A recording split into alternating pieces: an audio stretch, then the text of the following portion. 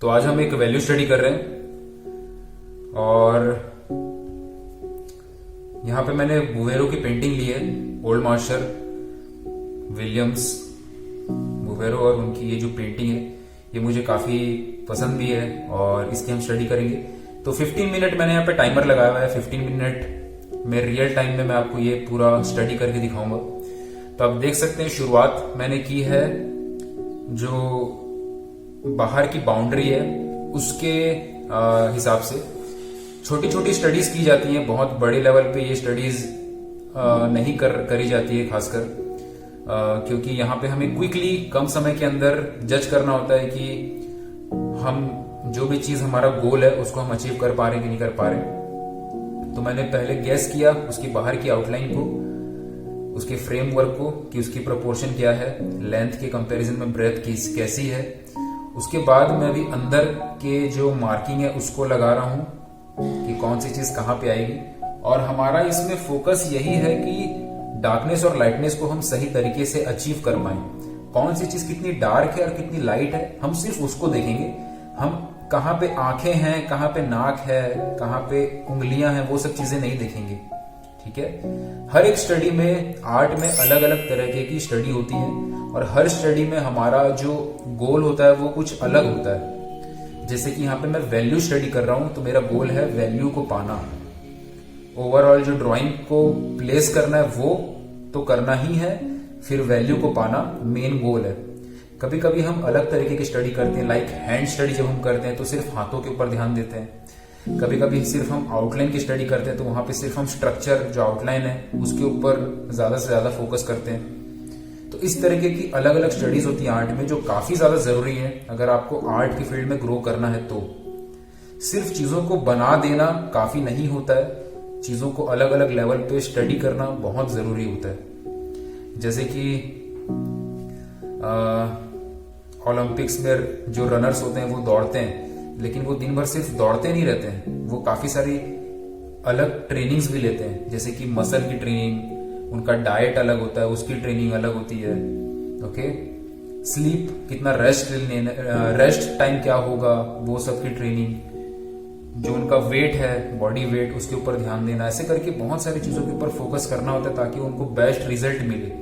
वैसे ही एक आर्टिस्ट को बहुत सारी ट्रेनिंग्स, बहुत सारी स्टडीज करनी पड़ती है, जिसके बिना उसको इस फील्ड में ग्रो कर पाना पॉसिबल नहीं है।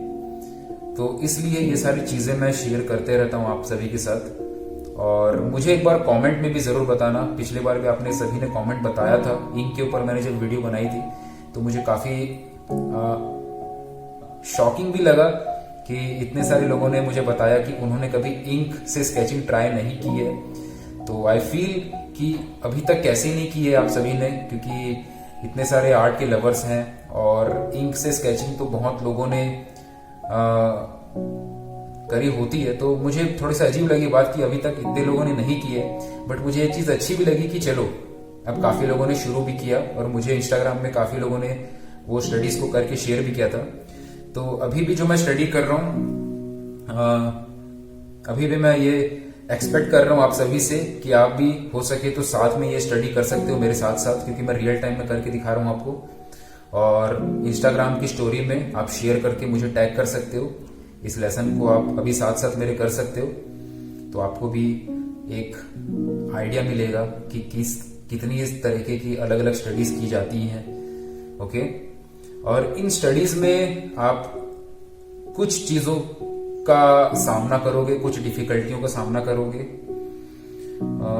थोड़ा सा यहाँ लाइट करना जरूरी है, चलो ठीक है। तो कुछ प्रॉब्लम्स होती हैं। एक तो ड्राइंग के लेवल पे हर किसी को प्रॉब्लम आएगी, और यहाँ मैं नीडेड इरेजर का इस्तेमाल कर रहा हूँ कुछ चीजों को क्लियर करने के लिए। तो सिर्फ दो चीज मैंने ले रखा है, चारकोल स्टिक और नीडेड इरेजर। पेपर कोई भी लो चलेगा। ओके, चारकोल नहीं है तो आप 10B की पेंसिल ले सकते हो, या फिर कोई भी पेंसिल लेके आप स्टडी शुरू कर सकते हो। बेसिक बात यही है कि आपको कम टाइम में ज्यादा एरिया कवर कर पाओ, ऐसा कुछ टूल आपके पास रहे, बेसिक सा कोई सा भी। तो मेन प्रॉब्लम आती है ड्राइंग के लेवल पे।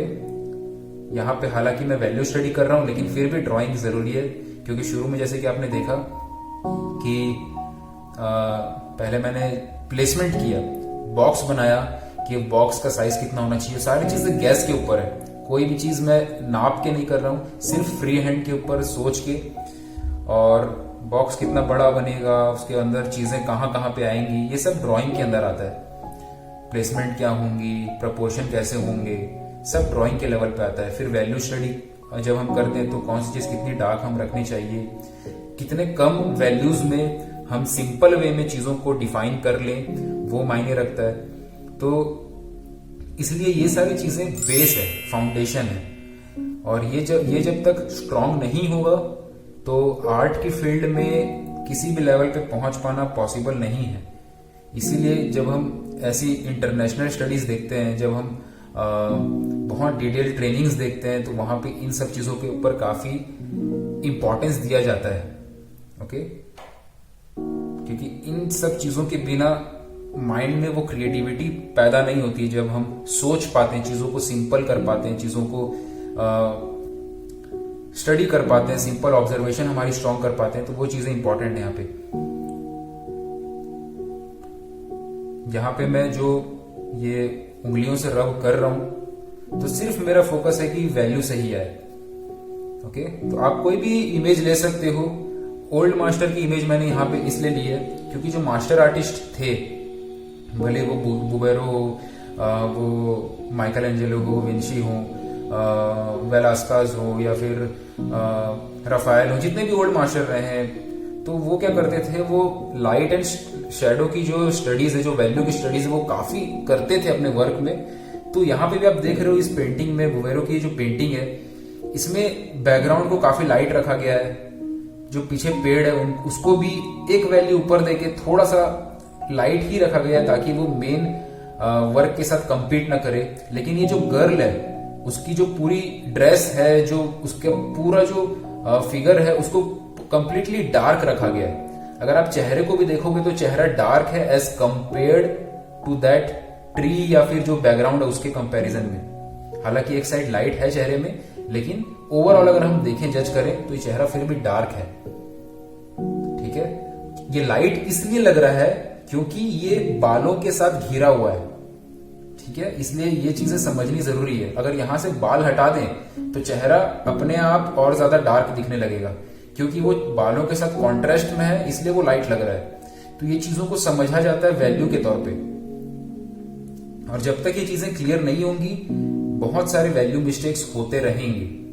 ठीक है, तो इन सब चीजों को इसलिए स्टडी करना बहुत जरूरी है। मैं काफी सारे लोगों को देखता हूँ, वो बहुत बारीकी से काम करते हैं, बहुत डिटेल देते हैं, लेकिन वैल्यू के लेवल पे उनकी यूनिटी में भी फर्क आ जाता है, तो वहां पे चीजें गड़बड़ दिखनी शुरू हो जाती हैं। तो यहाँ पे हमारा काम यूनिटी लाना है, बेसिकली जो वैल्यू में यूनिटी लाना है, कि ये एक हिस्सा है, ये एक हिस्सा है, ये एक हिस्सा है,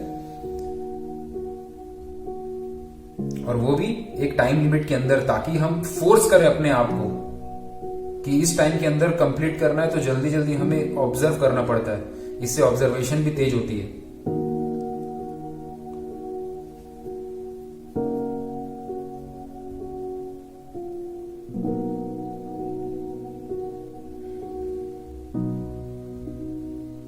कुछ कुछ मार्किंग्स में दे रहा हूं थोड़ा डार्क करके, ताकि मैं आइडिया लगाऊं कि कौन सी चीज कहां पे है, सो दैट एक फील दे वो फिगर जिसको हम स्टडी कर रहे हैं, उस फिगर का थोड़ा फील दे। अब शुरू में थोड़ा ज्यादा टाइम ले सकते हो, कोई प्रॉब्लम नहीं है, बट मेक श्योर कि आप आंख, नाक, मुंह, इन सब चीजों पे इसमें ना घुसो, इस स्टडी में ना घुसो, उसकी स्टडी अलग करो। ठीक है, ये वैल्यू स्टडी में आंख, नाक, मुंह पे ज्यादा घुसना नहीं है। हालांकि किसी किसी इमेज में आंख, नाक, मुंह पे एक पर्टिकुलर शेप बन रही होती है, तो उस समय उसको भी कंसिडर किया जाता है, लेकिन इसमें नहीं। इसमें चेहरा फ्लैट है, बहुत सटल जो लाइटिंग बहुत सटल है, जो ट्रांजिशन बहुत सटल पे है, तो बहुत ज्यादा कॉन्ट्रास्ट नहीं है चेहरे पे, तो बहुत ज्यादा उस पर घुसना नहीं है। बेसिक टोन इसलिए मैंने दिया चेहरे को। पेड़ को भी मैं थोड़ा लाइट कर देता हूँ क्योंकि वो बैक में है और उसकी वैल्यू भी काफी कम है।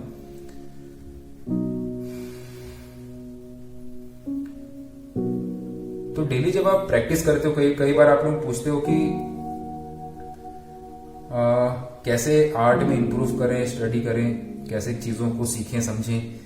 तो मेरा यही हमेशा बोलना रहता है कि ड्राइंग की चीजें जो होती हैं, जो ये सब स्टडीज होती है, वैल्यू स्टडी जो होती है, उन सब चीजों के बारे में देखो, निकालो, सोचो, सर्च करो, खोजो, उसके बारे में स्टडी करो। ठीक है, हमेशा हर एक चीज सिर्फ इंटरनेट पे पोस्ट करने के लिए नहीं होती है, क्योंकि हर बार मैंने देखा है कई लोग एक ही चीज को सुंदर बनाने के चक्कर में, ताकि वो पोस्ट कर सके इंटरनेट पे, वो वही करते रह जाते हैं। वो सिर्फ अपने पोस्ट के ऊपर ध्यान देते हैं कि वो इंटरनेट पे क्या डालेंगे और क्या सुंदर दिखेगा, जिसके कारण वो ये सारी चीजों को, जो मेन चीजें हैं, उसको छोड़ देते हैं, जिसके कारण फ्यूचर में दिक्कत आती है। फ्यूचर में फिर स्कोप नहीं है और ये सारी चीजें फिर आती हैं, क्योंकि हमने चीजें सीखी नहीं, जरूरी चीजें सीखी नहीं। उसके बाद हम अगर बोलें कि इसमें स्कोप नहीं है, इसमें ये नहीं है, तो फिर वो गलत बात हो जाती है। इसलिए हमेशा मैंने बोला है कि बेस के ऊपर जितना काम करोगे उतना ज्यादा आगे चल के चांसेस मिलते हैं, क्योंकि जितनी भी चीजें इस फील्ड में होती है ना, वहां पे इन सब चीजों को देखा जाता है कि पर्सन कितना समझता है अपने वर्क को।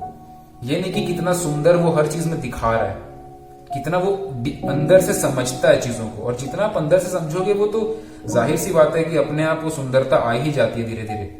और वो फिर सुंदरता एक स्ट्रॉन्ग फाउंडेशन के साथ में आती है, ताकि आप कंसिस्टेंट बेसिस पे एक्सपेरिमेंट कर पाओ और नई नई चीजों को सक्सेसफुली इंप्लीमेंटेशन के साथ कर पाओ। ठीक है, तब आपको मजा भी आता है। और इसके ऊपर कई बार लोग पूछते हैं कि इसके ऊपर हम कैसे काम करें। तो मेरी जो एक ट्रेनिंग है, ड्राइंग मास्टरी ड्राइंग ट्रेनिंग, उसके अंदर भी मैंने इसके ऊपर काफी बात की है, काफी डिटेल में इसको सिखाया है, वैल्यू स्टडी कैसे की जाती है, डिटेल में समझाया है कि वैल्यू का मतलब होता कैसे और वैल्यू को एक्चुअल में सीखा कैसे जाता है। तो उसके ऊपर भी मैंने काफी डिटेल्ड डेमोन्स्ट्रेशंस दिए हैं, रियल टाइम डेमोन्स्ट्रेशन, 3 घंटे के 4-4 घंटे के रियल डेमोन्स्ट्रेशन के साथ, कई सारे एग्जाम्पल्स के साथ, कई सारे एक्सरसाइज के साथ, जो इंटरनेशनल आर्टिस्ट, जो वर्ल्ड क्लास जो आर्टिस्ट हैं, भले वो नाथन फॉक्स हो या फिर जितने भी स्टेफन बाउमन, ऐसे करके कई सारे आर्टिस्टों का एग्जाम्पल लेते हुए उनके जो चीजें हैं वो बताई है मैंने। तो आप ड्राइंग मास्टरी ट्रेनिंग के अंदर भी जुड़ के चीजों को सीख सकते हो।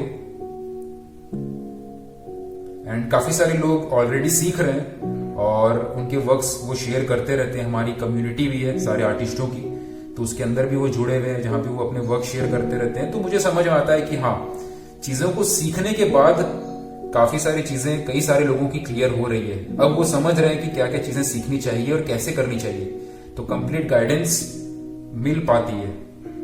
और क्योंकि वो कम्युनिटी के अंदर है, तो साथ में एक दूसरे से जुड़ के भी काम कर लेते हैं और एक दूसरे को टास्क देते हुए काम करते हैं, तो बहुत जल्दी ग्रो करने के चांसेस बढ़ जाते हैं।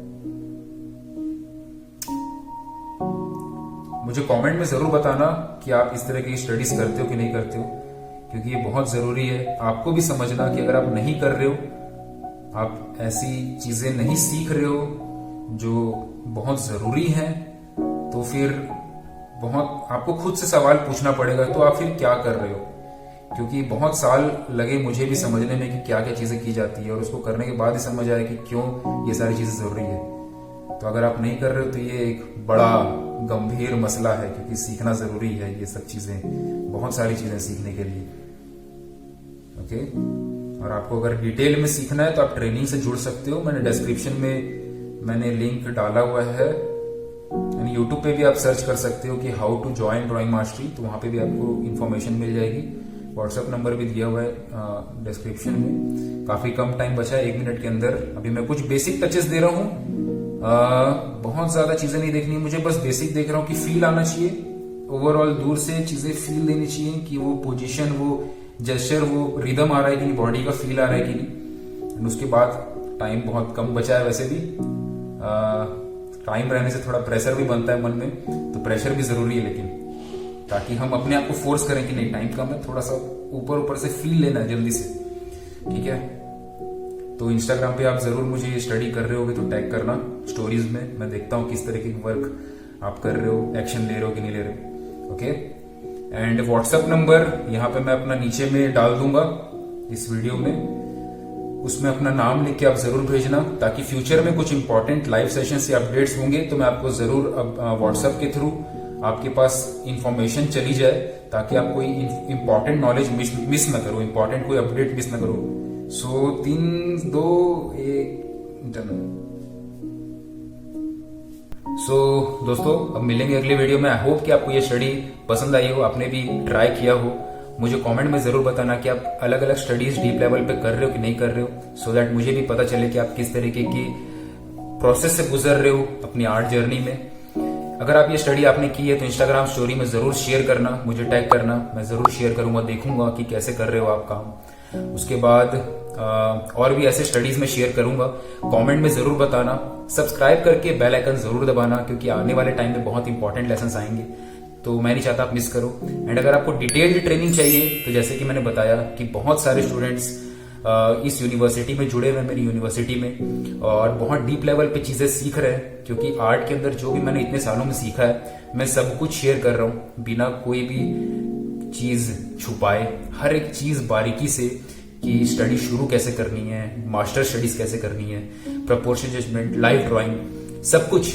तो उसके ऊपर आप ज्वाइन हो सकते हो। डिस्क्रिप्शन में मैंने वेबसाइट की लिंक दी हुई है, आप जाके चेक करना। और अब मिलेंगे अगले वीडियो में एक नए टॉपिक के साथ। तब तक के लिए keep creating, keep learning, keep enjoying your art and keep doing lot of hard work. Hard work जरूरी है सीखने के साथ साथ। मिलते हैं अगले वीडियो में। Take care.